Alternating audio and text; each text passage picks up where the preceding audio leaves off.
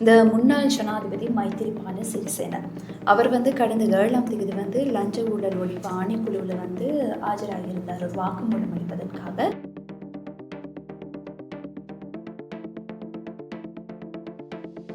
$12,500 million நிதி பாராளுமன்ற உறுப்பினர்கள்ட்ட வாகனங்களை கொள்கொள்கை செய்வதற்காக ஒதுக்கப்பட்டதுன்னு சொல்லி அந்த செய்தி பகிரப்பட்டுள்ளது.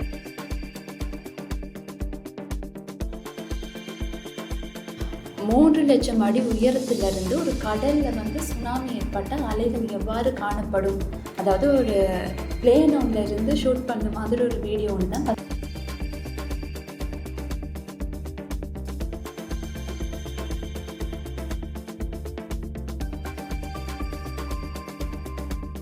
வணக்கம் சுஜி. வணக்கம் சரண்யா. ஆமாம் சுஜி, இந்த கடந்த வாரத்தை போன்று இந்த வாரமே சமூக ஊடகங்கள் பல்வேறு தகவல்கள் பரவலாக பகிரப்பட்டுள்ளது. ஆனால் அந்த தகவல்கள் உண்மையா பொய்யா அப்படின்னு தெரியாமலே நிறைய பேர் ஷேர் பண்ணியிருந்தாங்க. அதன் அடிப்படையில் சுஜி, இந்த இலங்கை பொறுத்தவரையில் ஒரு முக்கியமான விஷயம் கடந்த வாரம் வெளியிட்டப்பட்டிருந்தது. என்னன்னா, இந்த முன்னாள் ஜனாதிபதி மைத்திரிபால சிறிசேன அவர் கடந்த 7ஆம் தேதி லஞ்ச ஊழல் ஒழிப்பு ஆணைக்குழுவில் ஆஜராகியிருந்தார் ஒரு வாக்குமூலம் அளிப்பதற்காக. அந்த சந்தர்ப்பத்தில் இவர் கைது செய்யப்பட்டு விட்டார் அப்படின்னு சொல்லி தான் ஒரு தகவல் நிறைய பேர் ஷேர் பண்ணியிருந்தாங்க. உண்மையிலேயுமே அவர் கைது செய்யப்பட்டாரா? ஆமாம், கைது செய்யப்பட்டிருந்தா அது ஒரு பெரிய செய்தியாகவே மாறி இருக்கும் இப்போ ஸ்ரீலங்காவில். ஆனால் அவர் 7ஆம் தேதி நீங்கள் சொன்ன மாதிரி லஞ்ச ஊழல் ஒழிப்பு ஆணைக்குழுவில் ஆஜராகி இருந்தார். அவருடைய அதாவது நல்லாட்சி அரசாங்கம் காலத்தில் ராஜகிரியில் ஒரு கட்டிடம் குத்தகைக்கு வழங்கப்பட்ட சம்பவம் தொடர்பில் அவர் வாக்குமூலம் வழங்குவதற்காக அங்கே ஆஜராகி இருந்தார்.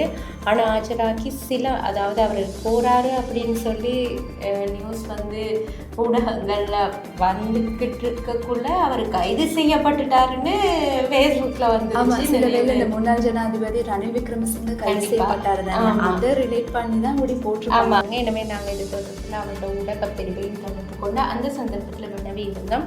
அவங்களும் சொன்ன விஷயம் என்னென்னா, அவர் வாக்குமூலம் அதாவது கடந்த 7ஆம் தேதி வாக்குமூலம் வழங்கிட்டு இப்போ வெளியில் வந்துட்டார். அவர் கைது செய்யப்படல, ஊடகங்களில் தவறான தகவல்கள் போகுது அப்படின்ட்டு தெரிவிச்சிருந்தாங்க. ஆனால் இது நிறைய பேர் இதை ஷேர் பண்ணியிருந்தாங்க. எனவே இந்த மாதிரி நாங்கள் திரும்ப சொல்கிற ஒரு விஷயந்தான், அரசியல் சார்ந்ததாக இருக்கட்டும், ஒரு சாதாரண விடயமாக இருக்கட்டும், எந்த விடயமாக இருந்தாலும் இந்த மாதிரி அதாவது ஒரு லஞ்ச ஊழல் விசாரணை ஆணைக்குழுவுக்கு ஒரு முன்னாள் ஜனாதிபதி போகிறாரு, வாக்குமூலம் வழங்குறாரு. அவர் என்ன விஷயத்துக்காக வாக்குமூலம் வழங்க போனார், இது எதுவுமே தெரியாமல் அவர் கைது செய்யப்பட்டுட்டதா அப்படின்னு சொல்கிறதெல்லாம் ஒரு மிகப்பெரிய குற்றமான ஒரு செயல். இப்படி தானே சுஜி, இப்போ முன்னாள் ஜனாதிபதிகள் போகிறாங்க வாக்குமூலம் வழங்குறதுக்கான என்ன விஷயத்துக்கு போகிறாங்க அப்படின்றதே அவங்களுக்கு தெரியாது.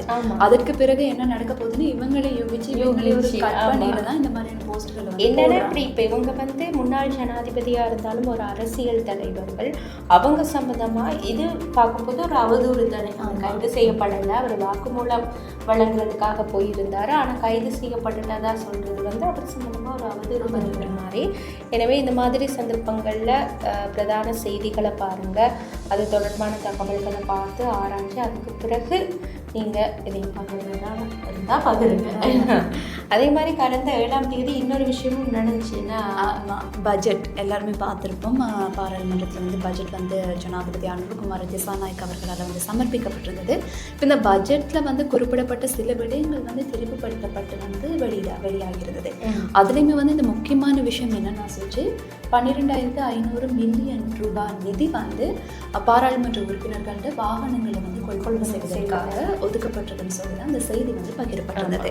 உண்மையிலுமே இப்படி ஒரு விஷயம் இருந்திருந்தால் அது ஒரு பெரிய ஒரு பேசுபொருளாக மாறி இருக்கும். ஏன்னா இந்த அரசாங்கம் ஆட்சிக்கு வரும்போது இந்த பாராளுமன்ற உறுப்பினர்கள் இந்த சொகுசு சம்பந்தமான விடயங்களை இல்லாமல் குறைப்போம் அப்படின்னு ஒரு வாக்குமூலம் கொடுத்து அந்த பெர்மிட் வழங்குறது, அதாவது வாகன பெர்மிட் வழங்குறதுக்கும் வழங்கப்பட மாட்டாது அப்படின்னு அந்த விஷயம் வெளியாகும். இந்த சந்தர்ப்பத்தில் தான் இப்படி ஒரு தகவல் வெளியாகி இருக்குது. உண்மையிலுமே அந்த பட்ஜெட்டில் அதுதான் சொல்லியிருக்காங்களே.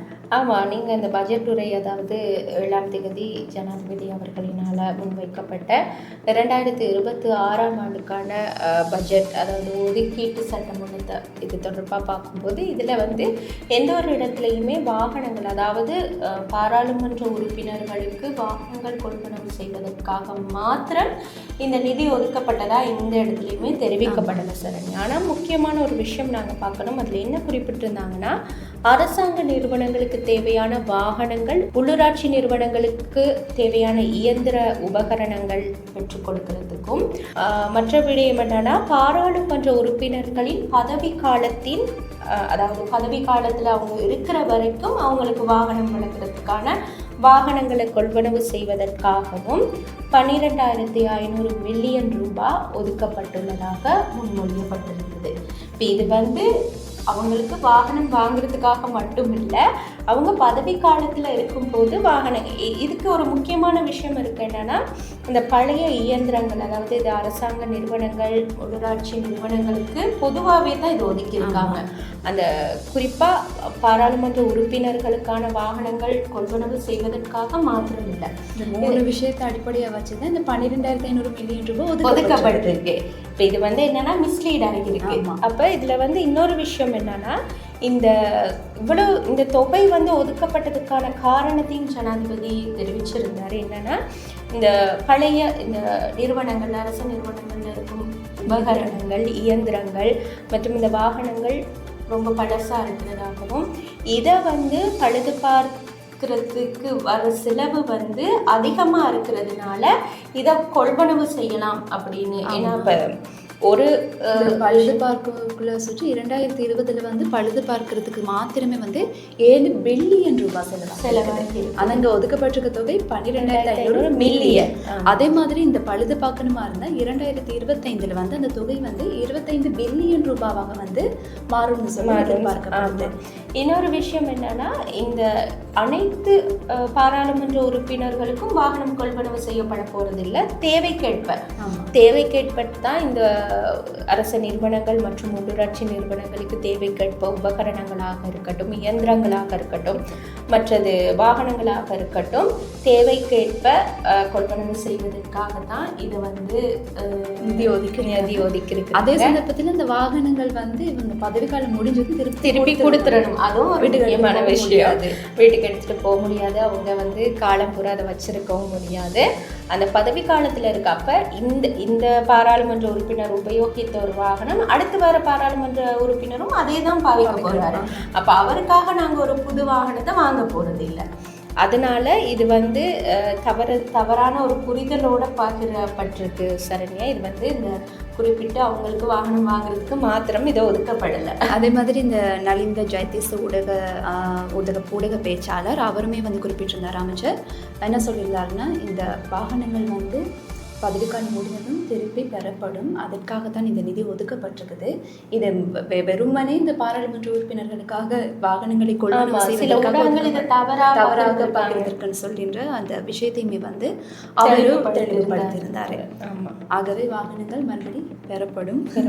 அந்த அடிப்படையில் தான் இந்த வாகனங்கள் கொள்வனவு செய்யப்பட்டு தேவையான விதத்தில் வழங்கப்படும். மற்றது இன்னொரு விஷயம், இப்போ இந்த இயற்கை அனர்த்தங்கள் நடந்துட்டுருக்கு. சில நாடுகளில் நிலநடுக்கங்கள் மற்றும் சுனாமி எச்சரிக்கைகள், சுனாமி வந்திருந்துருக்கு. நம்ம நாட்டிலே இந்த கண்டினியூஸாக மழை பெஞ்சிட்ருக்கு, வெள்ளம், இப்படி பல விஷயங்கள் நடக்குது. இந்த இதுகளை சம்மந்தப்படுத்தி பல காணொலிகளும் வெளிவந்துட்டு தான் இருக்குது. என்ன சொல்லுங்க சுஜி? அதன் அடிப்படையில் தான் செஞ்ச ஒரு விடயம் பகிரப்பட்டிருந்தது. என்னன்னா, 3 லட்சம் அடி உயரத்திலிருந்து ஒரு கடலில் சுனாமி ஏற்பட்ட அலைகள் எவ்வாறு காணப்படும், அதாவது ஒரு பிளேன் ஒன்றிலிருந்து ஷூட் பண்ண மாதிரி ஒரு வீடியோ ஒன்று தான். அதாவது 3 லட்சம் அடி உயரத்துலேருந்து உண்மைக்குமே சுனாமி ஏற்படக்குள்ள 3 லட்சம் அடி உயரத்தில் ஒரு ஃப்ளைட் பறக்கக்குள்ள அதுலேருந்து ஒருத்தவங்க இடிஞ்சிருக்காங்க. அந்த கடல் அலைகள் எப்படி இருக்குன்னு பார்த்தீங்களா? இன்னொன்று 3 லட்சம்ன்றது எவ்வளோ பெரிய உயரம். மற்றது அவ்வளோ உயரத்துக்கு ஈர்ப்பு விசைகள் அந்த எதுவுமே சமநிலையில் எதுவுமே இருக்காது. குறிப்பிட்ட ஒரு விமானம் 3 லட்சம் அடி உயரத்தில் பறக்கவும் இருக்காது. அப்போ இதில் என்ன சொல்கிறாங்க அப்படின்னா, சரிங்களா, 3 லட்சம் அடி உயரத்தில் ஒரு ஃப்ளைட் பறக்குமா?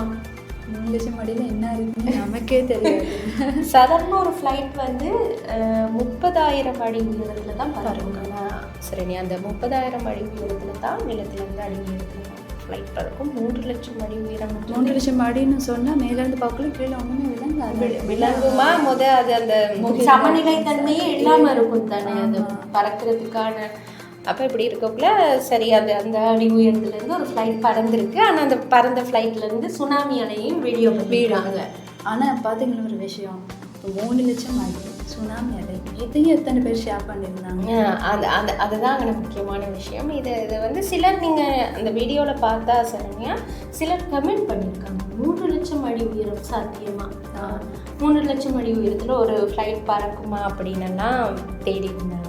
அப்போ நாங்கள் இதை ரிவர்ஸ் இமேஜ் செய்து பார்க்கும்போது பபிள்ஸ் ஆன் அப்படின்ற ஒரு யூடியூப் சேனலில் கடந்த 4ஆம் மாதம் ஏப்ரல் 29ஆம் தேதி ஒரு வீடியோ அப்லோட் பண்ணப்பட்டிருக்கு. அந்த வீடியோவில் தலைப்பு எப்படி இருந்துச்சுன்னா இதே வீடியோ தான் 30,000 அடி உயரத்தில் அவரு சரியாக போச்சு, உயரத்தை சரியாக நான் பார்த்த காட்சி அந்த மாதிரி தான் அதில் குறிப்பிடப்பட்டிருக்கு.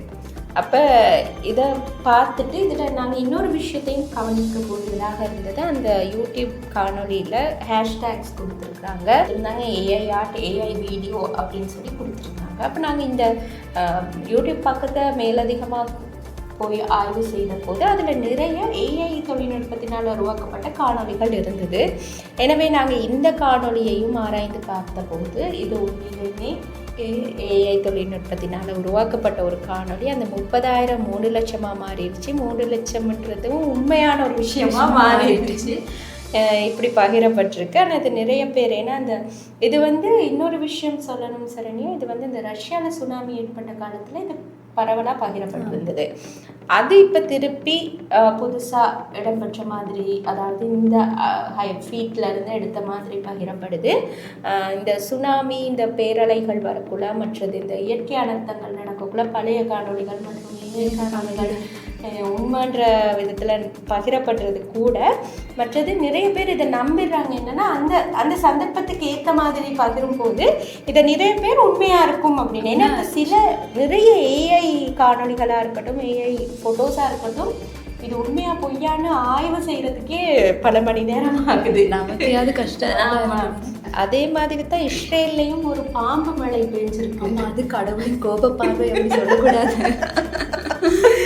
அப்படிதான் போட்டிருந்தாங்க. ஏன்னா அந்த வீடியோ பார்த்தா தெரியும், நிறைய பாம்பு வந்து வாகனங்கள் மேலே சாலைகள் இப்படி போகிற மாதிரி. ஆனால் அந்த வாகனங்கள்லாம் நம்ம பிளேட்லாம் தலைகீழ தான் இருக்கு. அது வேறொரு உலகமாக அது இதையுமே வந்து செஞ்சு நிறைய பேர் வந்து ஷேர் பண்ணியிருந்தாங்க. அதாவது ஆண்டவனின் கோப பார்வை இப்படி தான் இருக்கும். இஸ்ரேலில் யுத்தம்லாம் நடந்துட்டு இருக்குது, நிறைய பேர் இறக்குறாங்க. இந்த சந்தர்ப்பத்தில் தான் இந்த இஸ்ரேலை டார்கெட் பண்ணி வந்து நிறைய வீடியோ வந்து வருது. இதையுமே வந்து நிறைய பேர் ஷேர் பண்ணியிருந்தாங்க. மேபி இருக்கலாம் அப்படின்னு சொல்லி. மீன்மலைனா கேள்விப்பட்டிருக்கோம். அதாவது இயற்கை இந்த ஒரு சூறாவளி ஒன்று அடிக்கும்போது கடலில் இருக்க மீன்கள்லாம் வந்து அள்ளி வீசப்படும். இதுவே மீன்மலை, இது வந்து பாம்பு மலை. ஆமாம், பனிக்கட்டி மலை, இதெல்லாம் ஓகே. இது பாம்பு மலை எங்கேருந்து பாம்பு வந்துச்சு தெரியுது இல்லை. ஆனால் அப்படி நிறைய ஒரு வெஹிக்கிள். அப்போ அந்த வெஹிக்கிள் நம்ம பிளேட்டை பார்த்தா அது வந்து தலைகீழாக இருந்தது. அப்போ அதனால் டவுட் இருந்ததுன்னா அப்போ இதையுமே வந்து டிடெக்டிவ் டூலை வந்து பயன்படுத்தி நம்ம சர்ச் செஞ்ச போது இதுவுமே வந்து முற்று முழுதாக ஏஐ தொழில்நுட்பத்தினால் உருவாக்கப்பட்ட வீடியோ அப்படின்றது வந்து தெரிய வந்தது. இது மட்டும் இல்லைன்னா சரண்யா, இது மாதிரி நிறைய ஆய்வு கட்டுரைகள், அதாவது உண்மை கண்டறியும் ஆய்வு கட்டுரைகளை ஃபேக்டரி சென்டர் தமிழ் அப்படின்ற எங்களுடைய இணையதளத்துக்கு நீங்கள் செல்லும் பட்சத்தில் பார்க்கக்கூடியதாக இருக்கும். அங்கே போனீங்கன்னா நீங்களே சில நேரம் ஆச்சரியப்படுவீங்க. ஐயோ, இதை நான் உண்மைன்னு நினச்சேனே, இதை நம்பினனே, இது போலியா, இல்லை இது மிஸ்லீட் ஆகி போயிருக்கா அப்படின்ற விதத்தில் நிறைய கட்டுரைகள் அங்கே உங்களுக்கு பார்க்கக்கூடியதாக இருக்கும். மும்மொழிகளிலும் இருக்குது. தமிழ், சிங்களம், ஆங்கிலம் மும்மொழிகளிலும் வெவ்வேறான ஆய்வு கட்டுரைகளை நீங்கள் பார்க்கக்கூடியதாக இருக்கும். அதே போன்று எங்களோட சமூக வலைத்தள பக்கங்களும் ஆமாம் சுஜி, ஃபேஸ்புக், யூடியூப், வாட்ஸ்அப், அதே போன்று தற்போது இன்ஸ்டாகிராம்லையுமே வந்து இந்த ஃபேக்டரி சென்டர் ஸ்ரீலங்கா தமிழ் காணப்படுது.